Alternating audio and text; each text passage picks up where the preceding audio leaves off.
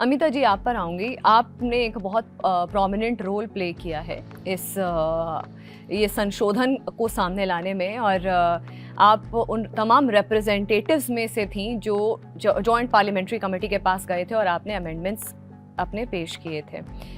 लगभग 38 सिटिंग्स हुई थी दिल्ली भर में, और भी अलग अलग स्टेट्स में सिटिंग्स हुई थी, और आपने हिंदू जन जागृति समिति को रिप्रेजेंट किया था। ये जो संशोधन हुए हैं, क्योंकि आप एक प्रोमिनेंट एक मैं कहूँगी एक टीम प्लेयर थी उनकी तरफ से, क्या आप संतुष्ट हैं इन अमेंडमेंट से जो फाइनली अब एक्ट बन गया है? देखिए, सबसे पहले तो मैं ये कहना चाहूँगी कि ये मेरा सौभाग्य था कि मुझे अवसर मिला अपने सजेशंस देने का ऑन बिहाफ ऑफ हिंदू जन जागृति समिति।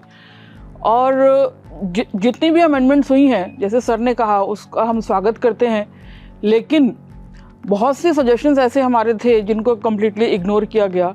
मैं टेक्निकली इंपॉर्टेंट सेक्शंस के बारे में बताना चाहूँगी कि क्या क्या अमेंडमेंट्स आई और क्या क्या अमेंडमेंट्स जो आनी चाहिए थी जो नहीं आई, और वो कितनी ज़रूरी हैं और क्यों ज़रूरी हैं। सबसे पहले मैं सेक्शन 3A पे आना चाहूँगी, जो इंसर्ट किया गया, जिसमें एक कंडीशंस बताई गई कि कौन कॉम्पिटेंट है वक्फ करने के लिए। तो पहले क्या होता था कि अगर कोई मुस्लिम व्यक्ति की डेथ हो जाए, तो अगर उनके कोई लीगल हेयर नहीं है तो उनकी प्रॉपर्टी वक्फ को चली जाती थी ऑटोमेटिकली, और उस समय जो उनके फीमेल जो होते थे, वाइफ या डॉटर, उनको लीगल हेयर्स की श्रेणी में नहीं माना जाता था। लेकिन अब एज पर सेक्शन 3A, जो फीमेल जो होंगी उनके परिवार की, they will also be treated as a legal heirs. तो पहले उनको प्रॉपर्टी जाएगी, डायरेक्ट वक्फ बोर्ड को नहीं जाएगी। सेक्शन 3B के हिसाब से ये भी इंसर्ट किया गया कि जितनी भी वक्फ बोर्ड ने प्रॉपर्टीज एक्वायर की हैं, उसकी डिटेल्स वो पोर्टल पे अपलोड करेगा, डालेगा with in 6 months from this act, और उसके बाद फर्दर 6 मंथ्स का टाइम दिया गया।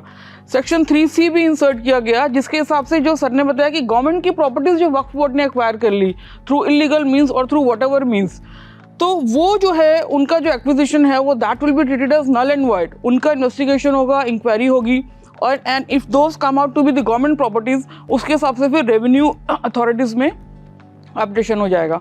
सेक्शन 3D ऐसे ही बात करता है ASI की प्रॉपर्टीज। हालांकि जो बिल आया था तब ASI की प्रॉपर्टीज का जिक्र नहीं था, सिर्फ गवर्नमेंट की प्रॉपर्टीज का प्रावधान था, लेकिन इस एक्ट में ASI की प्रॉपर्टीज का भी वही सेम सिमिलर है कि इन्वेस्टिगेशन होगा, इंक्वायरी होगी, और वो ASI के उसमें ही जाएगा, और as per the revenue accords update हो जाएंगे।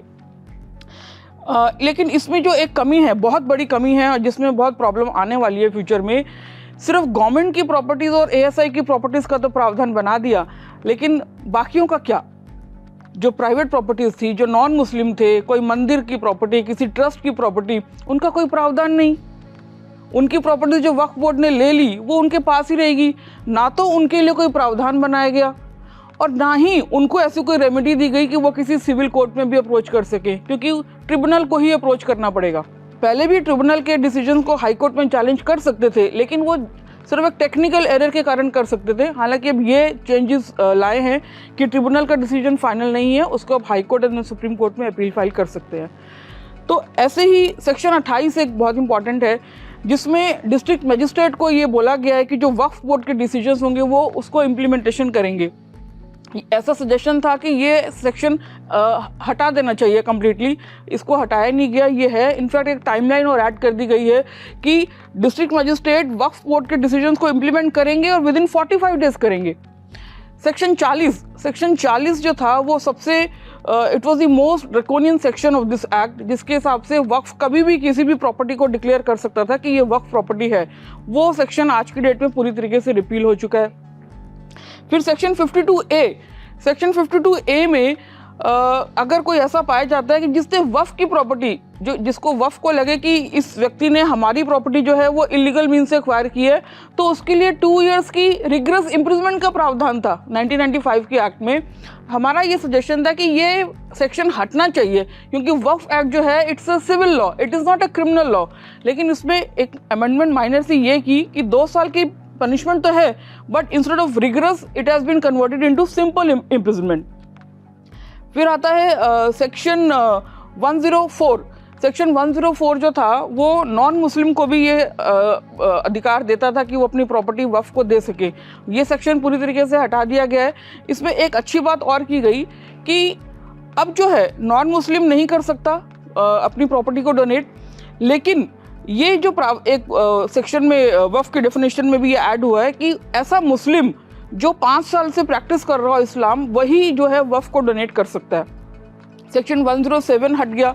सेक्शन 107 के हिसाब से वक्फ बोर्ड पे लिमिटेशन एक्ट एप्लीकेबल नहीं था। हमारा लिमिटेशन एक्ट 1963 है। अगर हम किसी सिविल कोर्ट में कोई सिविल सूट डालते हैं तो हमें लिमिटेशन है। For example suit for recovery है, कोई भी सिविल सूट है, किसी में 3 साल की लिमिटेशन है, किसी में 6 साल की, किसी में 12 साल की, लेकिन वक्फ बोर्ड को कोई लिमिटेशन नहीं थी। तो अब लिमिटेशन एक्ट भी एप्लीकेबल होगा वक्फ बोर्ड को। सेक्शन 108 जो इवैक्यू प्रॉपर्टी के बारे में बात करते हैं, जैसे भी उदय जी ने बताया, तो जो प्रॉपर्टीज़ जो यहाँ से भारत छोड़ के चले गए, उनकी प्रॉपर्टीज़ वो वक्फ को चली जाती थी, वो सेक्शन आज की डेट में हट चुका है। तो ये कुछ अमेंडमेंट्स हुई हैं जो बहुत अच्छी है। एक और अमेंडमेंट जो नहीं हुई, जो हमारा सजेशन था कि होना चाहिए था, सेक्शन 89। जैसे फॉर एग्जांपल, अगर आपको किसी गवर्नमेंट अथॉरिटी के अगेंस्ट कोई सूट डालना है, एमसीडी को पार्टी बनाना है, डीडीओ को बनाना है, किसी भी गवर्नमेंट अथॉरिटी को पार्टी बनाना है, तो आपको 2 महीने का नोटिस देना पड़ता है। तो ऐसे ही अगर आप वक्फ बोर्ड के अगेंस्ट कोई सूट फाइल करना चाहते हैं, उनको भी आपको 2 महीने का प्रायर नोटिस देना पड़ेगा। वक्फ बोर्ड के जो मेंबर्स हैं उनको पब्लिक सर्वेंट का दर्जा दिया जा रहा है। तो ये कुछ ऐसी चीज़ें हैं जो और अमेंडमेंट होनी चाहिए थी। मुस्लिम बाय यूज़र की भी जो बात है उसको भी बड़ा कंटेंशियस बताया गया है अमिता जी। उसमें भी बोला गया है कि सप्पल जी क्या कहते हैं, कपिल सिब्बल जी की बात हुई है, तो उन्होंने भी ये बोला कि भाई मेरी प्रॉपर्टी है, क्यों मुझे 5 साल प्रैक्टिसिंग मुसलमान ही दे सकता है? अगर मेरी प्रॉपर्टी है, मुझे नहीं समझ में आ रहा है या मैं करना चाहता हूँ तो मैं डोनेट कर सकता हूँ। आज मुसलमान बन जाए जी अमिता जी, और कभी भी कन्वर्ट हो सकते हैं, कभी भी हो जाए।